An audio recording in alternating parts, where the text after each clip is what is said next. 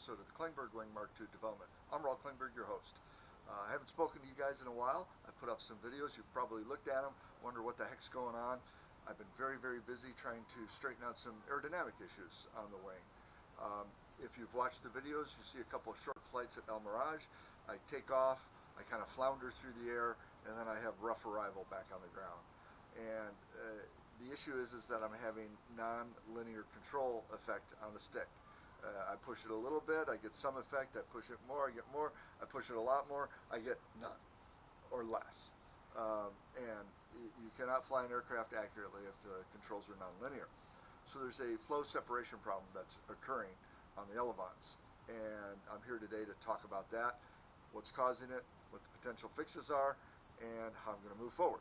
So, first of all, let me explain to you that on any control surface, and let me fudge this a bit, hope you can still see it.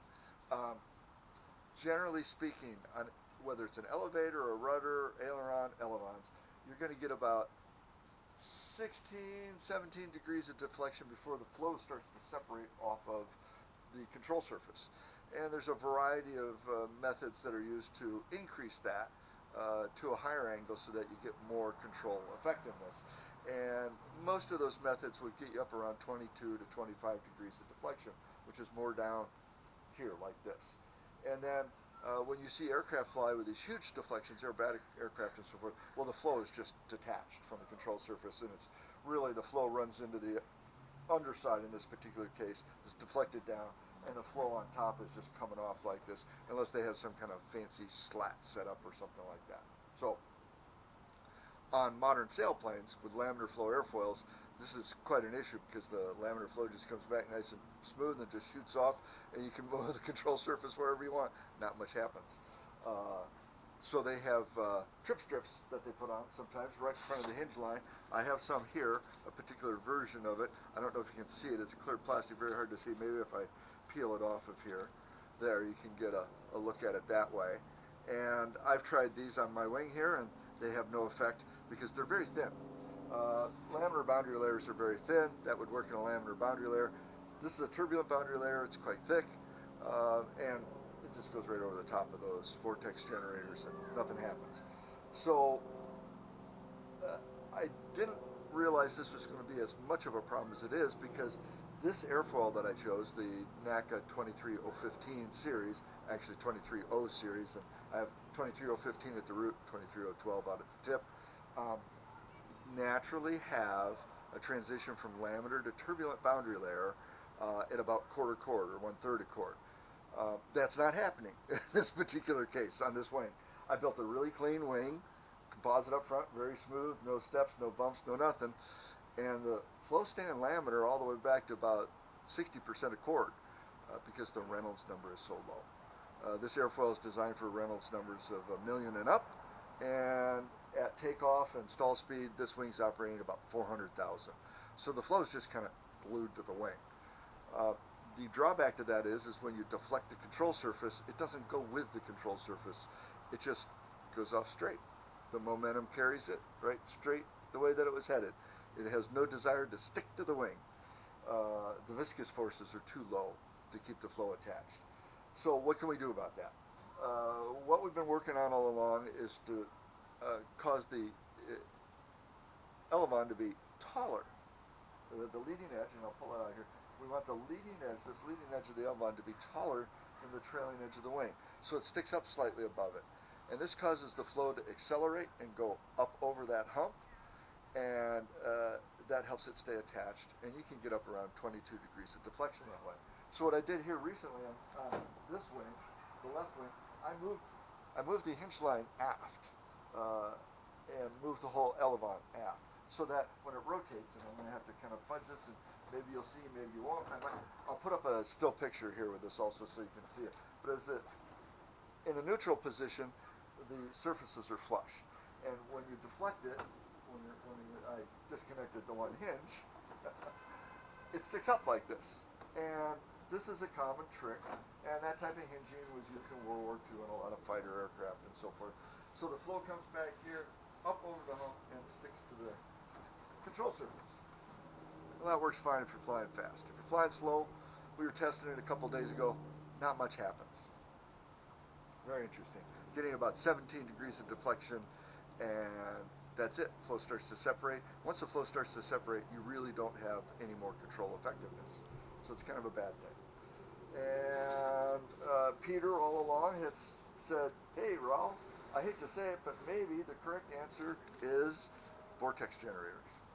And he's right. That is an answer. It increases the drag, but it will for sure cause a turbulent boundary layer, and that turbulent boundary layer will stay attached to the control surface much longer. So I made up some just junky little vortex generators here, and we played around with these.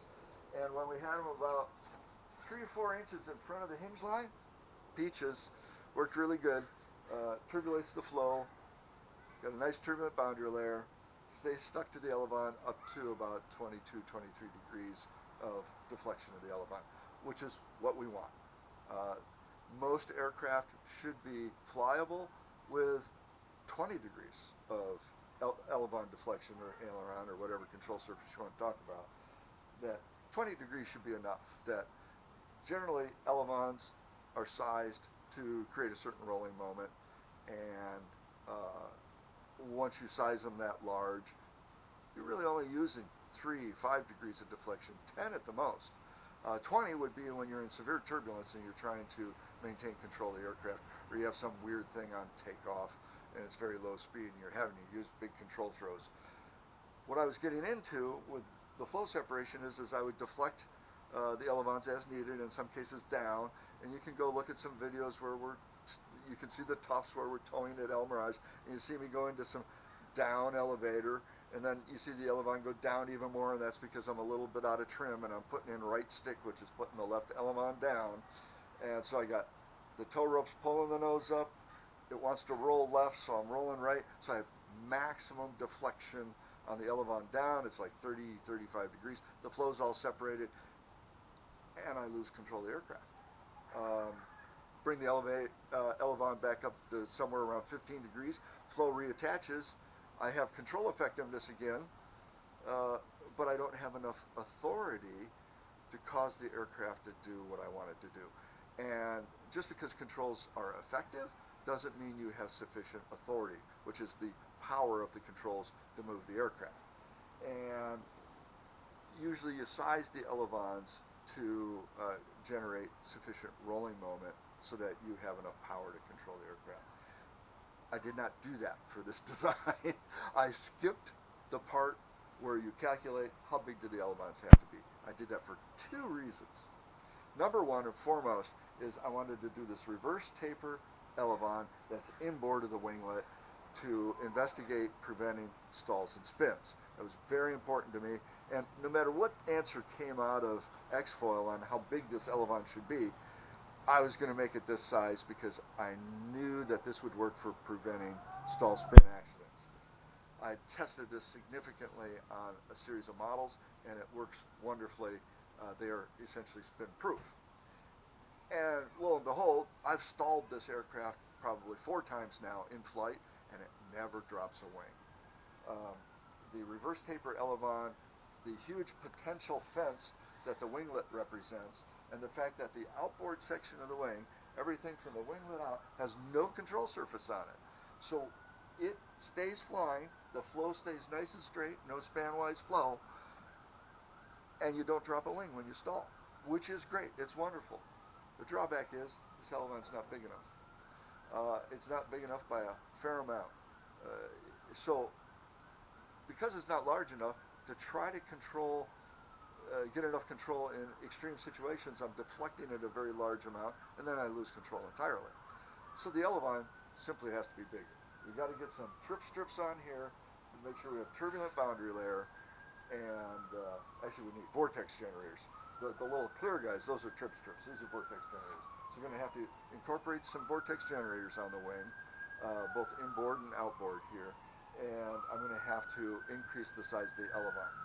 Now, the reason I didn't want to put the elevon outboard of the winglet is because when you deflect an elevon up like this, well, the flow's coming back, it sees the elevon, and it's a swept wing, and it goes, oh, it's much easier to just go this way. I'm just going to go spanwise. And when it goes spanwise, it drags all the flow with it, the boundary layer, everything else, and as you're dragging that flow out towards the wingtip, if you're near stall speed, that will actually cause the aircraft to stall prematurely, drop a wing, and go right into a spin.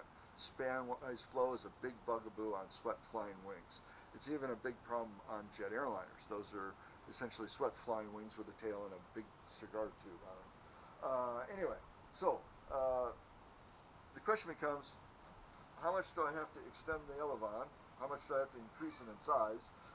And what do I do with the winglet that is built into the structure here? It disassembles, but is it okay to leave it here, or do I need to move it outboard?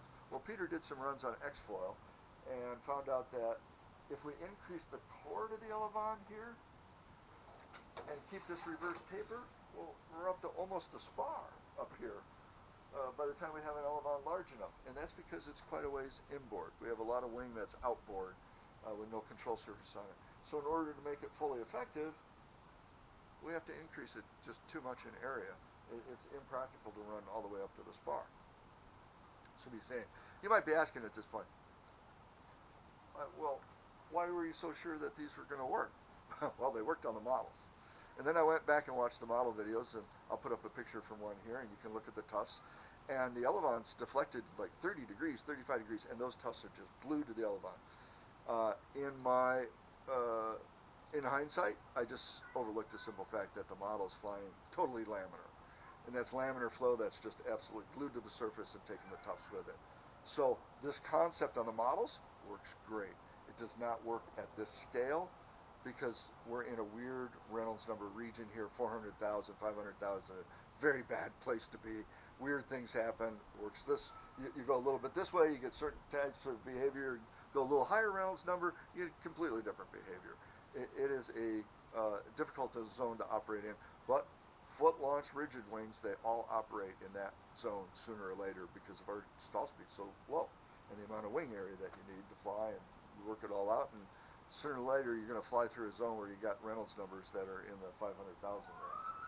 So really the answer comes down to extend the elevon outboard. Peter did runs showing that if I add 3 feet to the elevon outboard, I will have plenty of control authority. I'll have plenty of control power, keeping the same hinge line here. And in those runs, he moved the winglets outboard. But then it becomes a question, is the remaining 30 inches or so, or 35 inches of wingtip with no control surface on it, is that enough to prevent the stall spin problems, to keep the flow locked in chord-wise, stop the span-wise flow? Don't know. This is an area I'm still experimenting in. I don't have any codes that would simulate that flow really well, and I don't have a supercomputer to run them on. And I'm working off of just my knowledge and assumptions. So the potential fence is supposed to help in that situation, and that's the winglet here. That helps stop the span-wise flow. So one would think that if I'm extending the elevon, and the elevon causes span-wise flow when it's up, well then I'd want to move the winglet out with it. That's probably true. But what if the elevon is only half of the span of the tip panel? Maybe that remaining portion is enough to keep the flow straight. I don't know. So we're going to have to do some tests to find out what will work and what won't work, and whether or not the winglet has to be moved or not. Because I can cut elevons out of the wingtip panels and run a pin through here and just slave them off of the main elevons, and they'll just move up and down together. That's an easy change. Cut a little slot here in the winglet mount, and everything would probably be just fine. And it would assemble and disassemble just as easily, and it wouldn't add much weight. So, but to cut up the tip panels, I got to strip all the covering off, got to cut all the ribs, got to cut the trailing edge, I got to put in 2 spars.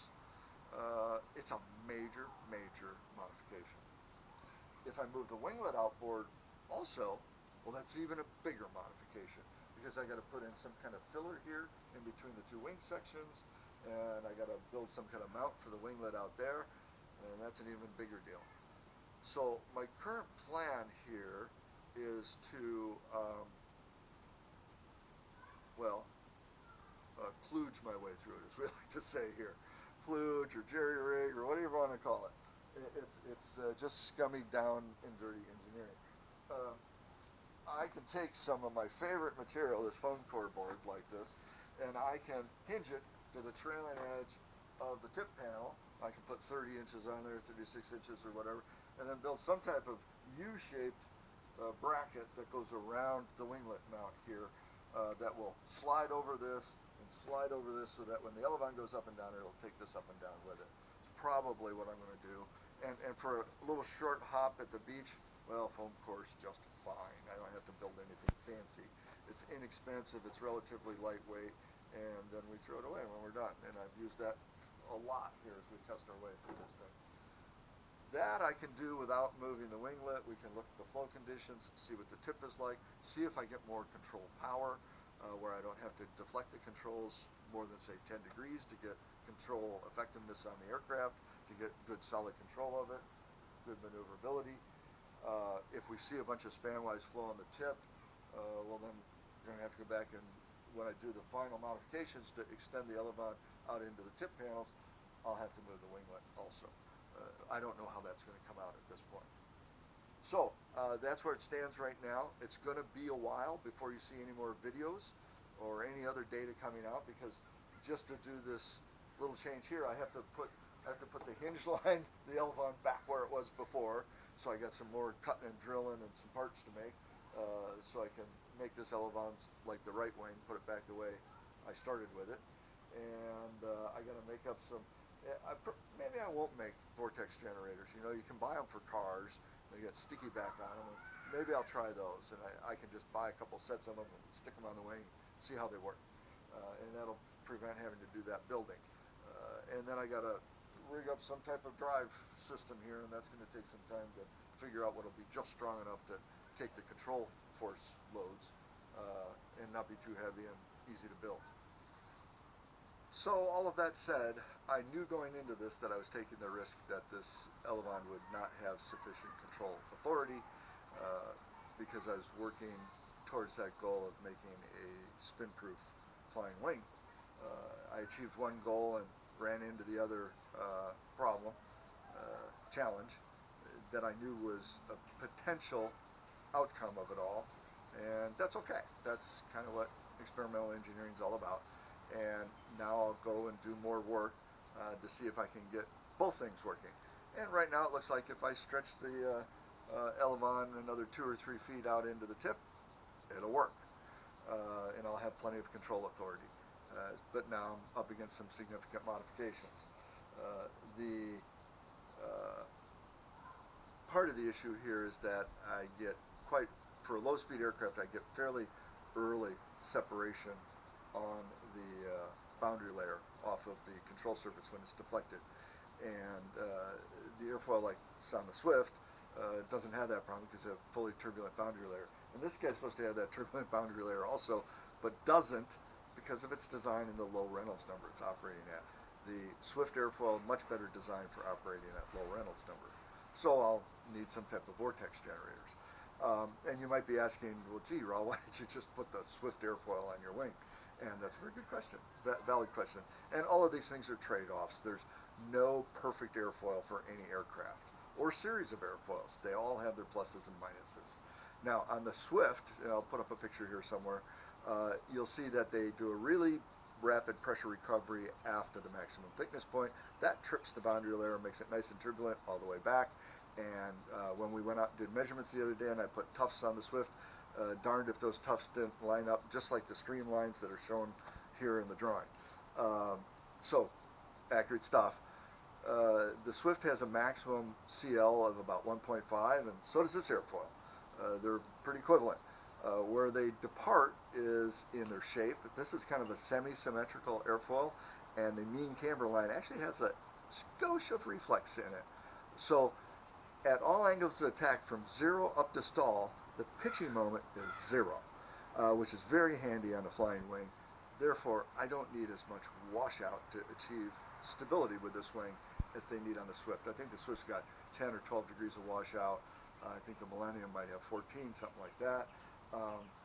My wing, 8 or less. And that difference in washout means I have a much better high-speed end. I can go faster. The Swift really kind of tops out at 50, somewhere between 50 and 60 miles an hour. It's about as fast as you want to go in that aircraft. I had intentions of going much faster in this thing. So why did I choose this airfoil? Speed, baby. I want to go fast. This thing could probably easily hit 100 miles an hour. Whether the structure can withstand turbulence at that point remains to be seen, but it'll go fast. Because I have the big fantasy that, one day I would be the designer known for building the first foot launch aircraft to fly 1,000 kilometers in a day.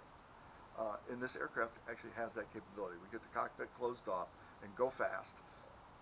Might do it. And that'd be pretty incredible to have a foot launch aircraft that can go that kind of distance in a day. Be a long day. So big dreams and a lot of work to get to them. And right now we have an aircraft that's not really flyable. In fact, it's a little scary to fly it. But that's okay. It's just me. And we'll safely move along and make changes until it is up and flying well and has good control authority. I know eventually this airfoil will work for me. Why? Because I had it on my first wing. These are the same airfoils that I used on my first wing. That wing had beautiful control authority, and you could fly it with 2 fingers. It was the best balanced controls I've had on any aircraft I've flown, and there's dozens and dozens of aircraft that I've flown. It was a beauty. It had its other problems, but controls, no, it wasn't a problem. So I know the airfoil will eventually work. We just need to get the ailerons sized correctly. So I ask you to hang in there with me, no pun intended. I know it's going to be a while before we get back out again, a month or 2 maybe, and nothing's going to be happening in the meantime except for me hacking away in the garage. But that's the name of the game when you're doing developmental engineering, and especially when you're pushing the limits and trying things that have never been done before. So it's an adventure no matter how you look at it. I'm glad you decided to join me on the adventure. Hope you're having fun. And in the meantime, as I always say, fly safe and bye for now.